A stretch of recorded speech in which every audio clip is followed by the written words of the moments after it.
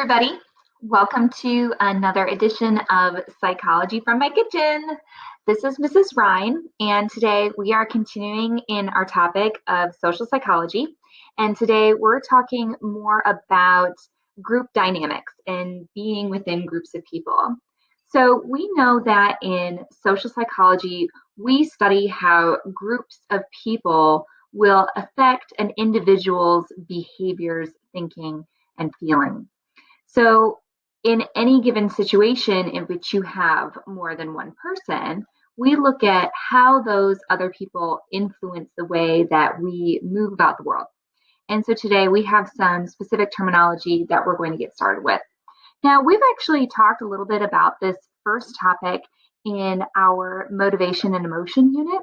We talked about how when we are being observed by other people while we're completing a task, how that can actually influence my completion of that task. And that deals with the concept known as social facilitation. So, if I have a relatively easy task that I need to perform, should I have other people watch me? I'm actually going to do better on that well learned or well known practice task. Whereas Whereas if we were talking about a relatively difficult task, if I were to have to perform that difficult task in front of a large group of people, I actually would probably do worse at the task. So, what happens is that some kind of difficult or even a newly learned task, if I have to do that in front of other people, I tend to stumble. And so, those of you who play sports or you utilize instruments, you probably know very well that obviously practice makes perfect, and you practice certain drills or you practice certain musical pieces and things like that. And when they become easier to you, when you have an audience, when you have that big performance or big game, that you suddenly, it almost spikes that sympathetic nervous system and you tend to do better because of it. Whereas if it's something that you don't know as well or you don't feel as comfortable with, being in front of other people exacerbates that kind of sensation of nervousness and you don't do as well. So in social psychology terms, we refer to that as social facilitation. Now, something else that as students you are probably very, very well aware of is the oh so exciting group project. Now, I know that group projects are sometimes a type of learning task that people really, really enjoy or they really, really hate. And one of the biggest reasons why I know people tend to dislike doing group projects is, of course, the division of labor and whether or not everybody is going to do their fair share. And very typically, when it comes to group work, you have individuals in that group who slack off. They choose to not participate or they don't participate to the fullest. In psychology terms, we refer to this as social loafing.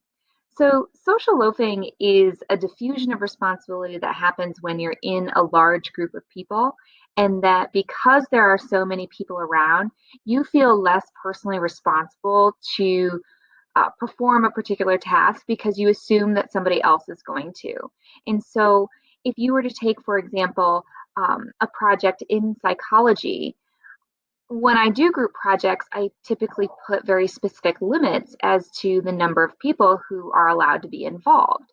Because very likely, while it might seem like the more the merrier, in fact, what happens is that if there isn't enough work to really go around, then you get certain individuals who just loaf around and they don't actually participate in whatever it is the group is trying to accomplish. So we refer to that as social loafing. So I hope that none of you become social loafers in your future anytime that you're going to be working with various groups, whether that be in school or in your future work. Now, another aspect of being amongst groups is an interesting dynamic that is known as de individuation. which is kind of a mouthful to say. So de-individuation, which is sometimes referred to, it's an easier kind of way to say it, and we call it mob mentality. And it works like this. So we know that when people feel anonymous, so when they have varying levels of anonymity, they take on less personal responsibility for their own particular behaviors. So we know this is true, like, for example, when people wear masks. So when we cover our face, even as that's becoming more and more common, that when we cover our face, we feel as though we are not as individualized. And so that actually might make me do behaviors that I wouldn't normally do because people don't necessarily know that I was the one who did that behavior. We see that a lot in our digital media, where when we're online and in different social media platforms and things like that, if we are able to hide our own identity, like behind a screen name or behind some sort of avatar, we're much more likely to uh, do behaviors that we wouldn't necessarily do if people knew that it was truly us who was conducting that behavior. And another place where we feel this sense of anonymity actually happens when we are in large groups. And so that topic is known as de-individuation. So in de-individuation, we recognize that when people are in large groups, think like a sporting event or a pep rally, some kind of large capacity space, that they become less self-aware and also less self-restrained in the kind of behavior that they might do, especially if other people around them are starting to do another behavior. That's where it becomes known as mob mentality. And that's where things like rallies start becoming riots. So all it really takes for some sort of rally to become a riot is one person or a handful of people who start really pushing the envelope and doing something beyond what everybody else is doing. This might be like I'm being loud or I'm chanting something. Somebody, a single person, might take that a step further and start using like vulgarity. And when they do that, it actually increases the likelihood of everybody else starting to do that behavior as well. And because I am within a group of people, I have started to lose my own personal sense of responsibility and my own sense of self. And so I suddenly start behaving in a way that I wouldn't normally do under other circumstances, and I wouldn't do it if I were by myself. That if I were by myself and didn't have this large group of people around me, then I probably wouldn't act that way.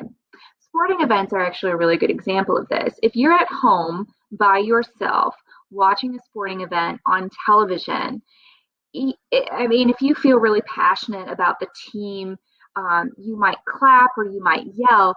But if you were there in person and around all those other people, think about how much louder you would be, how much more you'd be clapping, if you'd be up on your feet, if you would start making vulgar comments, things like that. But that likelihood increases exponentially when you're within this large group. And so we know that as de-individuation. And this is why in so many instances, things get carried away when we're in these large groups, much more than if we were just an individual. And it's because we've lost that sense of personal identity and we've taken on the identity of the group.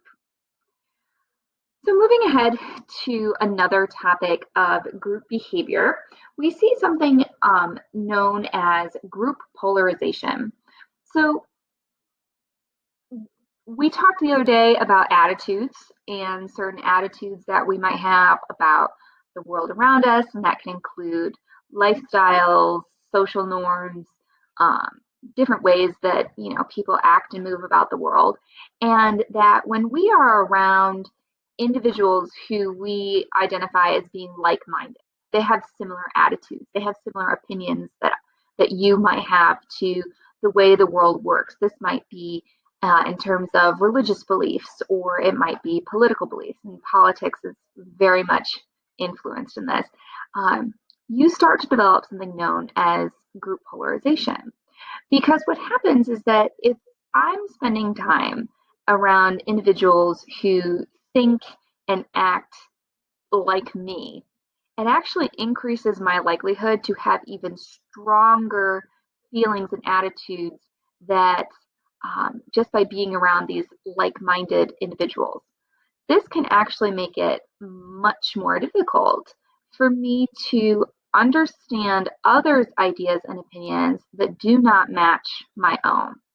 And so in the United States, politics actually is a really excellent example of group polarization because, as many of you are aware, there are two major political parties in the United States that have specific ideology towards size of government and that sort of a thing. And that if I only converse with individuals who think like I do politically, then all that does is reaffirm my beliefs. It doesn't challenge my beliefs. It doesn't make me expand my thinking. And it certainly doesn't allow me to empathize with someone who might not think the way that I do and have civil discourse in order to understand, where different individuals are coming from and potentially make a more compromising position. That when we have group polarization, especially if like all I, if I have one political ideology and I only utilize media that falls into that political ideology, then it strengthens my belief, okay, but it also makes it less likely that I could potentially get along with someone who doesn't think exactly the same way that I do. And unfortunately, a lot of times when it comes to government, you need to make compromises and make compromises that are going to benefit the most people. And that this polarizing of behavior, unfortunately, is going to lead us to something known as a social trap. And I'll talk about that in my next lesson. Along with this kind of group argument kind of thing that can happen, especially in politics, that sometimes when we have interactions with others, we distort the importance of particular types of decision making. And so we have something known as group think. Now, group think it's not quite like, everybody thinks the same. It's actually that your desire for group harmony overrides what we say a realistic appraisal of alternatives. Groupthink is when you get a person who doesn't want to rock the boat and they go along with the group not because they think the group is making the right decision, but that they prefer to have this social harmony. They want to avoid the argument. They don't want to create conflict. And in their way of not creating conflict, they've simply gone along with the group and what the group has decided simply because they didn't want to make other people upset. And so we think of this as group think, that my thinking is based on the group, and this is specific to decision making.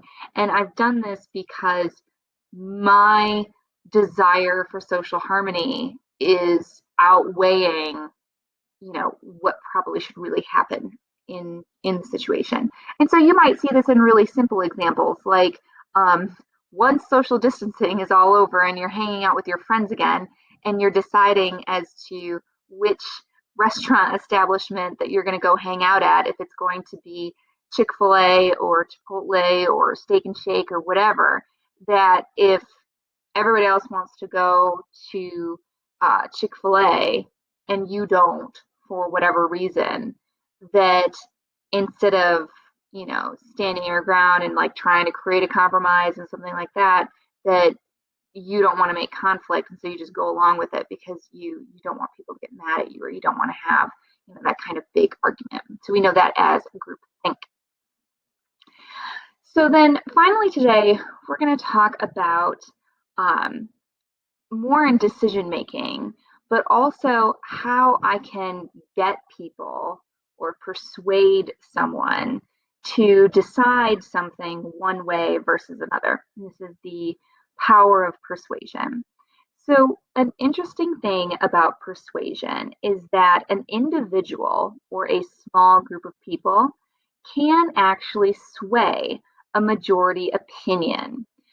But the only way that they can do that is if they are consistently standing their ground, and that when they are consistent in their message and saying something over and over and over again, that minority of people can change the way that the majority is going to operate.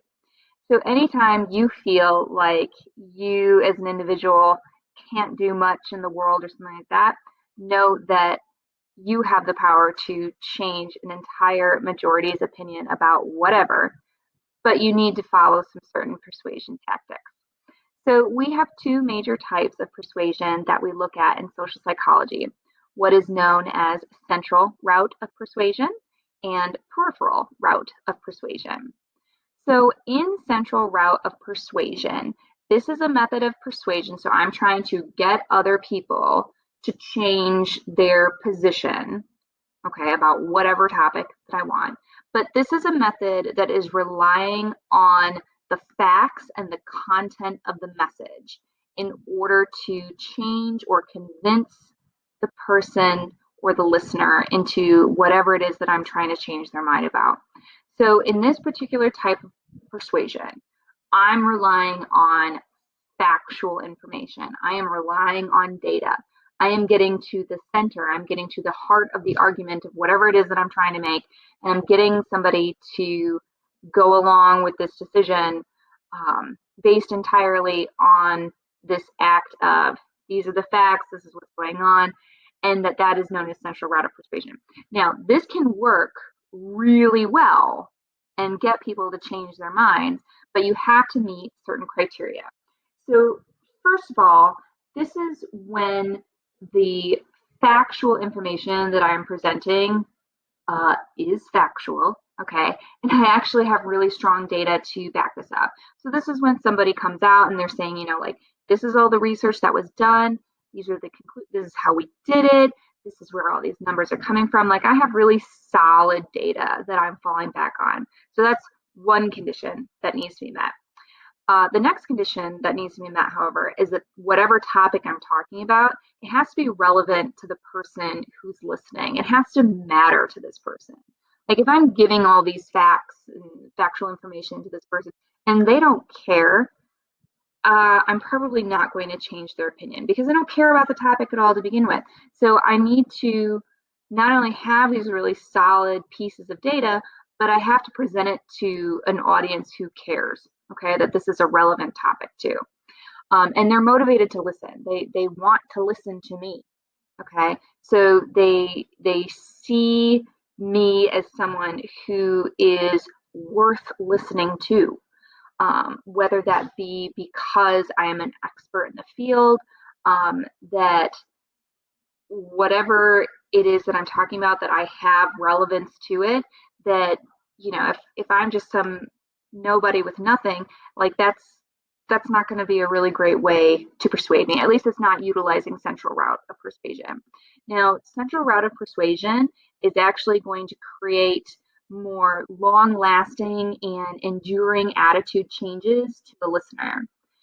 But again, those conditions need to be met. So if I have this factual data that is backing up what it is that I'm attempting to say, that my audience needs to care. And if they don't care, if they're not motivated to listen to me and to potentially change their attitude, then it doesn't matter that, I used all this factual information. It's not getting it out there to this person.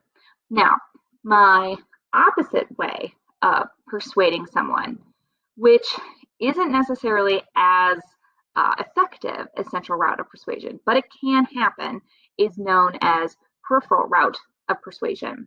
Okay, or it's sometimes known as the peripheral route to persuasion. Either way, same thing. So in this instance, okay, I'm going to try to persuade someone's opinion or to change their mind or their attitude about whatever, utilizing fluffy nonsense that doesn't really matter, but is really attractive. So this is when somebody evaluates like an advertisement, like I'm doing an ad campaign for whatever, based off of like the physical attractiveness of the spokesperson. So right here next to me, I have some Kirkland purified water, and that if I were attempting to sell more Kirkland purified water, I could potentially persuade you to go for purified water as opposed to, I can't remember what Ibrahim gets on about with the other water. Is it like filtered water or something like that? Anyways, you'd be more likely to persuade the person if the spokesperson was really, really attractive or they were really famous. Okay. And again, somebody that this person really cares about as being famous, or that like the background music is really cool, or that the label's really pretty, something like that, something that's very, very surfacey.